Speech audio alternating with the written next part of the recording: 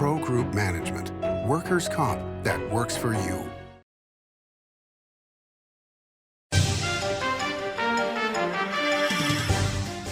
Welcome to Nevada Newsmakers, coming to you from Carson City. On the broadcast today, a great Power Pundit panel with Liz MacMenamin, Russell Rowe, and Fred Lokken. It's all coming up next on an all-new Nevada Newsmakers.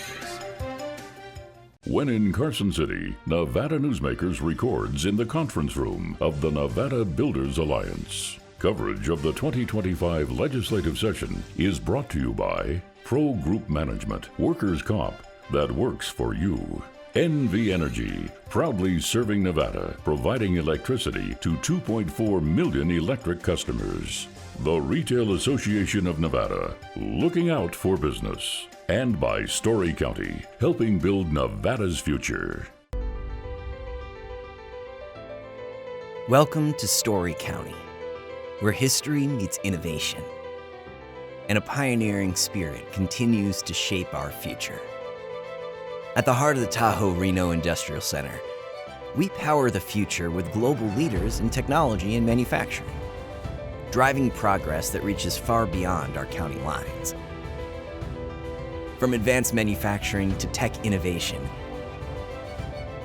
our industries are creating thousands of quality careers, fueling a vibrant economy that benefits every Nevadan. But it's more than just growth. Our community is our foundation, supporting families, empowering local initiatives, and creating a place where everyone belongs. Be part of a legacy built on bold ideas and boundless possibilities. Join us in building a brighter future right here in Story County. Story County, helping build Nevada's future.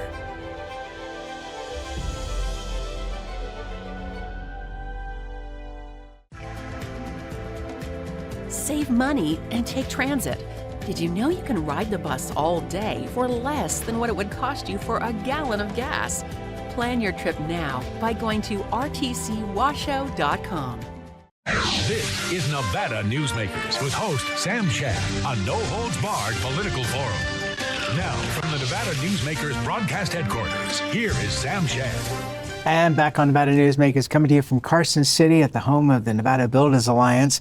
We have an all-pundit show here with a great lineup. Russell Rowe is here, managing principal with the Rowe Law Group. Liz MacMenamin, great to see you, Vice President of Government Affairs for the Retail Association of Nevada. And Fred Lokken, Professor of Political Science at Truckee Meadows Community College. So let's start out with an easy one here. Medicaid funding.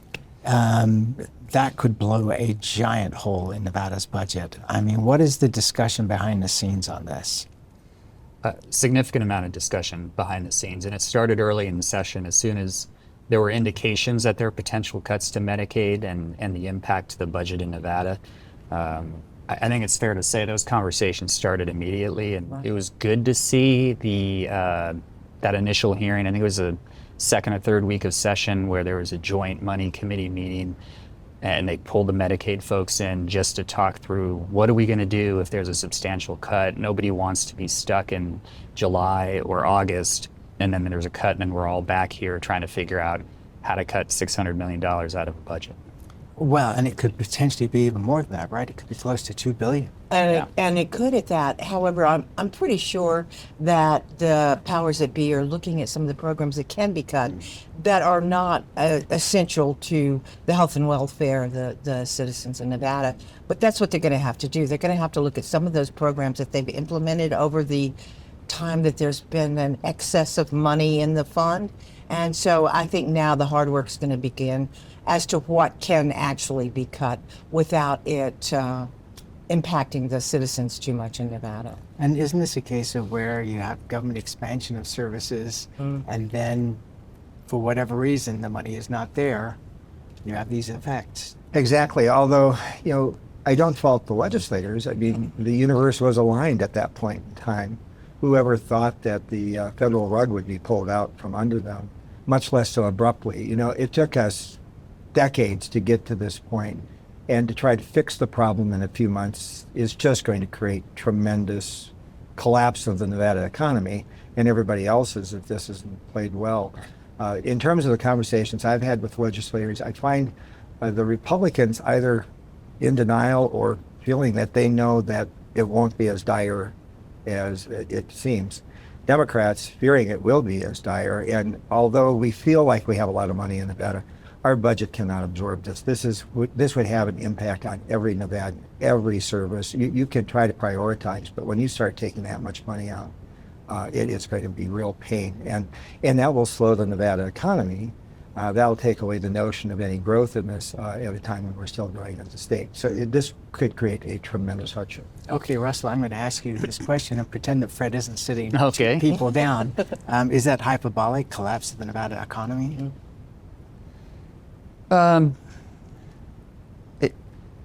Not hyperbolic necessarily. I mean, if you're talking about a $2 billion cut to the Nevada budget, yeah, we're in deep trouble, right? We're cutting where we really can't afford to cut, including higher education institutions, K through 12. You can't ignore K through 12 if you're cutting $2 billion out of the state budget. All right, let us change topics. So this goes back to the last session, but now it continues on in this one, which is movie studios coming to Summerlin. There's a lot of excitement with movie stars coming to the legislature once again. But the interesting part is the tax credits, the transferable tax credits. We saw these with Tesla, and I'll let you talk about this in a minute, Russell. I probably will defer to Russell. But you know, the idea is that the companies get these tax credits, and then they're able to sell them to other businesses like gaming companies for less than the value of those credits that those other companies can use. Does that sound like it's going to, you know? It seems like a shell game on the table of gambling. I mean, it does sound like Nevada would play a little shell game. I don't know how productive that is. And I worry about that because I think that is an issue. I don't think that till Tesla, I don't know that we saw that in the past. So these tax credits, I think there needs to be a deep look at it and to see if it's really something that's necessary. Do these big companies need these tax credits? I know our members at retail don't get tax credits when they come in and build a new building. So I don't know. I would say that it needs to be looked at before it's just handed out carte blanche. Now, I am guilty of having a picture with a movie star in the building last session, so I will say that I enjoy seeing that. Thank you for getting ahead of the scandal that was about to blow up on Facebook. Right. Russell, you have a lot of experience in these kind of things. So what's the other side of the coin here? What's the benefit side? Well, I don't think anyone can argue the benefit of Tesla's investments in Nevada, Sure. particularly in northern Nevada. It completely changed the economy. So from that perspective, the abatement packages and even the tax credits at the time worked, right? And Brian Sandoval was governor. That worked, and I don't think anyone can argue that. But I do think there's a real question around the value of tax credits, especially when the state can't afford them, right? Tax credits to me are a luxury for a government to use to incentivize private investment in a state when the state can afford to use it. Abatements are completely different, right? Because the state's not losing anything if the company doesn't come. So it's 0 of 0. Tax credits, to be clear, are a budget item that you have to write into the budget because it is literally a credit that is given to whoever the buyer of that tax credit is and then turns in their certificate to the state as opposed to turning in their taxes. So I think we do need to look at how we use incentive programs in this state, including some of the stuff we've done previously, and make some better judgments about when we make those investments and making sure the outcome from those investments it is benefiting the state for fivefold. Fred, it was interesting. We had the speaker on the program a week or so ago, and talking to him about the state of Georgia, and the results from Georgia is that they really don't make that much money off of this giant film program that they have, and yet they still continue to fund it with no end in sight. So how do we balance all this for Nevada? Well, I think the Nevada opportunity may be a once in a lifetime. What we're hearing in the halls is that Hollywood wants to move. There is a fatigue factor with California, and they've discovered Las Vegas, and it's appealing to the sports crowd, it's appealing to the celebrities and to the production companies. And so it's kind of like seeing Silicon Valley East moving into the valley here in northern Nevada. Everything has aligned to make this happen, and if we have the incentives in place, there's a feeling that there could be a tremendous collateral benefit. Also, it's the visibility. We know a lot more about Georgia just because of its film industry. So, from its tourist industry, it does benefit. It's the place used for many of the movies, and so people want to come and see the charm that they saw in the Hallmark movie or whatever. So I think it's worth a look. I think you always have to be careful with the credits and understand why they would have to be transferable. I think that we need to bring Tyler Perry to Nevada to address the legislature and explain exactly how you make yourself a billionaire from producing movies in Georgia, because he certainly knows how to do it. Let's take a break. We'll come back much more with our panel after this time out. Like a traditional handmade basket, retail is woven into the fabric of life in Nevada. From big box to mom and pop, retail supports our communities in countless ways. Jobs for the disabled, team uniforms for kids, help for the elderly, and so much more. Retail employs over 1 in 10 workers. Retail supports Nevada, and we support retail. RANNV.org. Pro Group Management specializes in providing industries with the necessary components to satisfy and exceed workers' comp requirements. Every business has unique needs and specific regulations. Pro Group Management stays ahead of the curve, providing up-to-date services to keep your industry in top form. Discover how we simplify your tasks, improve efficiency, and reduce expense to keep you moving in a positive direction. Pro Group Management, workers' comp that works for you. A power line is more than a power line. It's maintaining the bottom line for small businesses. It's keeping the assembly line moving for our workforce. For our brightest minds, it's meeting a deadline. It's on the front line with our heroes. And on the sidelines of the biggest games. It's a direct line to our loved ones. And it's a lifeline for the most vulnerable. There's a lot on the line. The trucking industry is the most resilient link in the supply chain, moving 95% of our freight in the Silver State. And while essential, the road isn't always smooth. Supply chain disruptions, rising fuel costs, and unrealistic rules and laws that hamper our ability to serve our customers and country.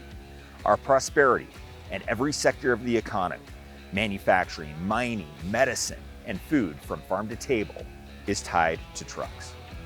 There's nothing without trucking. This is Nevada Newsmakers. And back on Nevada Newsmakers, we continue our All Pundits show with Fred Lokken, Russell Rowe, and Liz MacMenamin. Fred, nationally, the Democrats have no central message or leader. But in Nevada, the reverse appears to be true at the legislature. How do you play that? Well, I think that if you look at the election in 2024, it wasn't bad for the Nevada State Party. It was bad for the National Party. Democrats did well in the state assembly and state senate races. Their leadership seems to be building recognition, which is their strategy heading for the governor's race in 2026. They seem to have their ducks in a row. I think they found out that the Reed machine strategy has to be changed. That's not working for voter registration anymore, but they've got time to adapt some new strategies to that. Probably learn from the Republicans, who used some very interesting strategies in 2024. National Party has been aging leadership, no plan to replace leadership, and so this chicken has come to roost. They are dealing with a real mess right now with no clear message, and they're about to be taken over by the Progressive Party if they're not careful, and that's not going to guarantee their success at all. The governor managed to not have, or to have at least the ability to fight vetoes, or to be able to sustain vetoes, rather, I should say, at the legislature. How do you think this is playing out, and how do you think the Attorney General already jumping into the governor's race is going to affect this session? Well, preserving the governor's veto, I think, is a good thing for Nevada, right? I mean, our democratic process is such that our best policies come out of forced compromise. And I've Don't they everywhere? They do everywhere. And I've been through sessions, we've all been through sessions where supermajority of Democrats and or supermajority of Republicans, and you end up with problems. There's some good things that can come out of that, but for the most part, not forcing compromise ends up in poor results for policy, which means poor results for Nevadans. So it's, in my opinion, it's a good thing to require everyone to sit down at the table and hammer out the deal. I was surprised that when the speaker was on the program, he said that he actually hasn't had a conversation with the governor yet, and we're, 6 weeks in to the session so far. Now, he's talking to Ryan Cherry, the governor's chief of staff. But does that surprise you that the governor and the speaker have not had a conversation? I don't know. I don't know in past history if that's been necessarily stands in that kind of scenario. But I will say that this governor is pretty strong, and I see his people in the halls all the time. I saw Ryan Cherry there just yesterday talking to the majority leader in the Senate.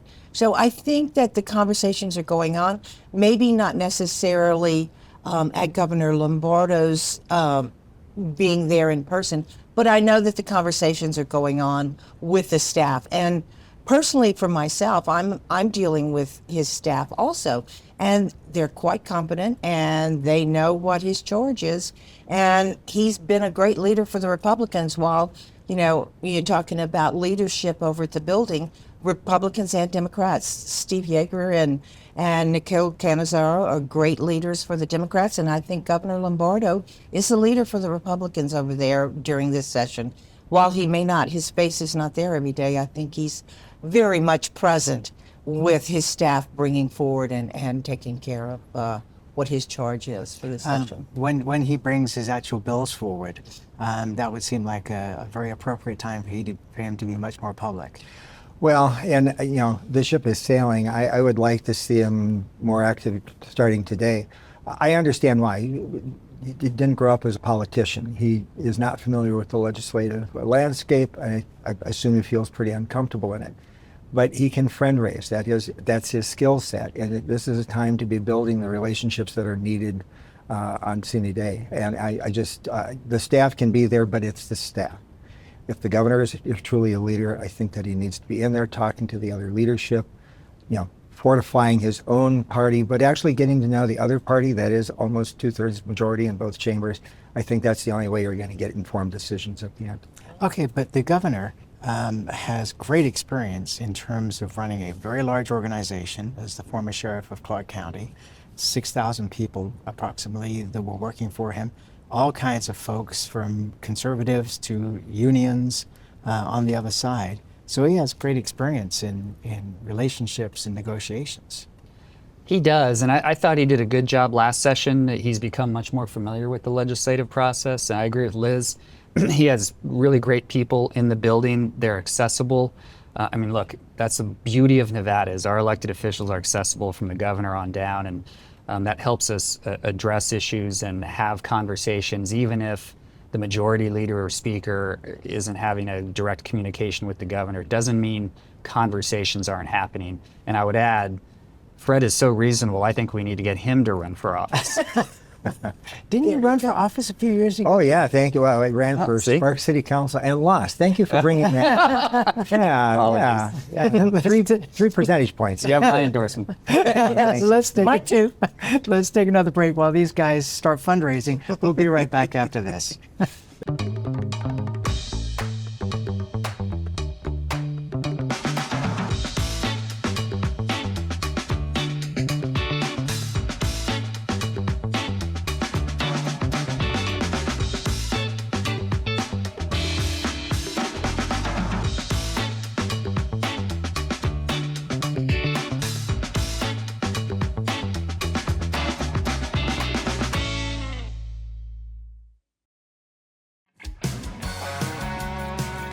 Fantastic cocktails and delicious food. It's a good time to eat. Over 500 hot slots plus electronic table games. It's a good time to play. Player rewards and big-time jackpots. It's a good time to win. Ooh, your good times are tamarind. Welcome to the Ahern Boutique Hotel, where luxury and warmth come together in the heart of Las Vegas. We take pride in offering a one-of-a-kind experience for both locals and tourists. Join us for handcrafted cocktails and an unforgettable experience. Joel's Chop House, the perfect place to savor views of the Las Vegas Strip. Satisfy your cravings at the Ahern Chocolate Shop. No smoking, no resort fees, and the parking is always free. The Ahern Luxury Boutique Hotel is your home away from home. As you know, Reno is booming.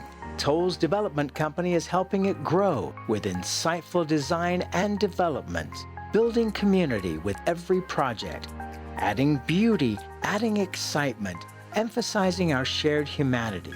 Reno is becoming bigger. Toll's development is helping it become better, more livable, more enjoyable. To learn more, go to tollsdevelopment.com. tollsdevelopment.com.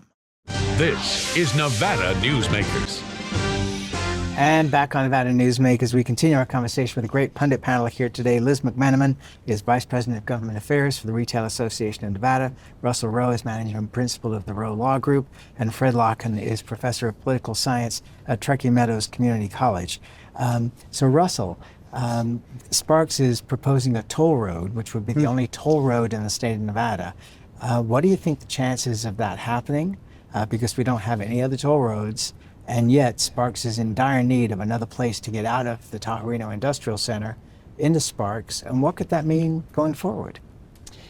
Toll roads used to be a non-starter when it came to the legislature, a decade, 15 years ago. I think that was back during Barbara Buckley's reign. But my sense is there's more openness to the idea and of looking at toll roads as a concept. There's a need, obviously, particularly with that I-80 corridor becoming more and more congested and the growth in the industrial park.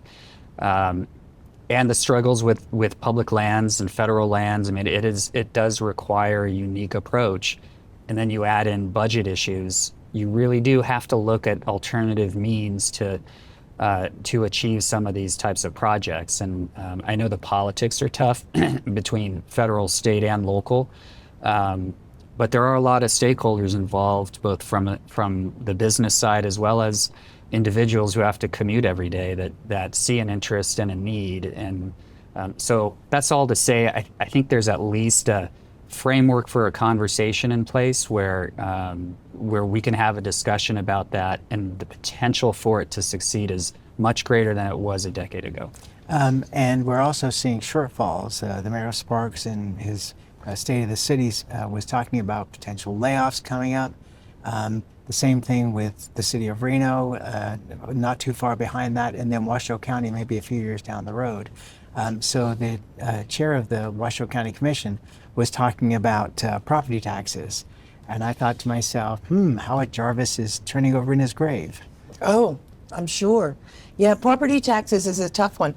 And it's a tough one to sell because that impacts every citizen in Nevada that pays it. So Sparks and Reno, I think planning the industrial complex that happened in that area, I don't think the expectation was the growth that they have seen. And that in itself brought new areas of concern. So yes, and I agree with Russell. I think there is a time for conversation now as to how they're going to handle that, even with the shortfalls that they have coming up. May I add, just back to our conversation on abatements, if we're going to have a fair conversation on abatements, Nevadans have their real property abated for just residences, right? We all get abatements as a result of legislation done in the 2000s. So if we're going to have a conversation around the value of abatements and whether we need to remove them, that needs to auto-apply equally to residential property as well. And maybe our budgets would be healthier to fund these types of projects. Okay, so I'm going to come back to you on this just to say there's talk of a commission being formed for pay raises for legislators.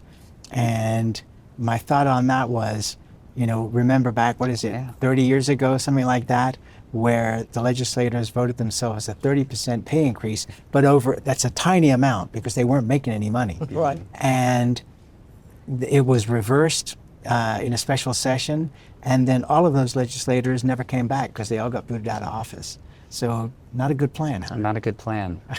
I think that will be something that the public needs to be educated about, because actually these people, we have always supported a pay raise for and I agree, legislators. but it's just you But tell the public that. doesn't understand that these people come in and give time out of their life to serve the state of Nevada. So the Retail Association and myself personally, I just don't think they're paid enough for what they do. And I'm not saying, excuse me, I'm not saying make them a California legislator.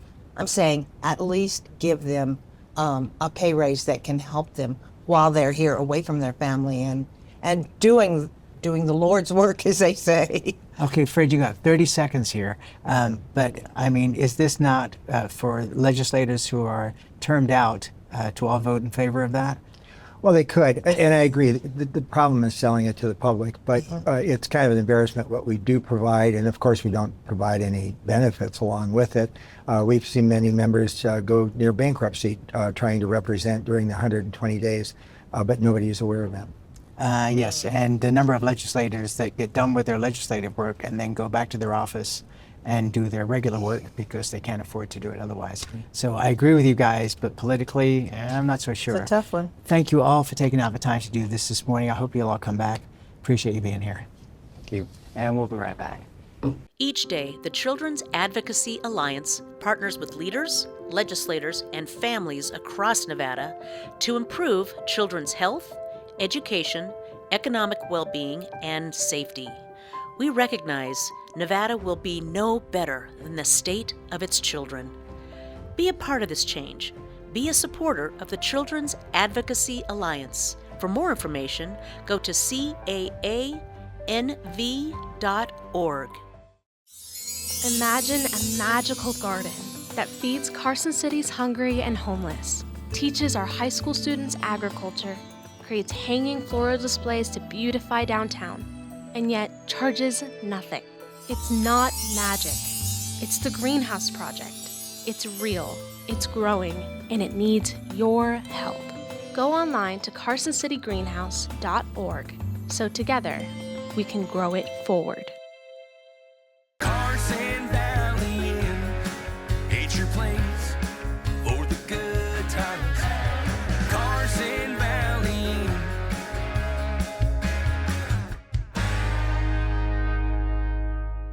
When in Carson City, Nevada Newsmakers records in the conference room of the Nevada Builders Alliance. Coverage of the 2025 legislative session is brought to you by Pro Group Management, Workers' Comp that works for you.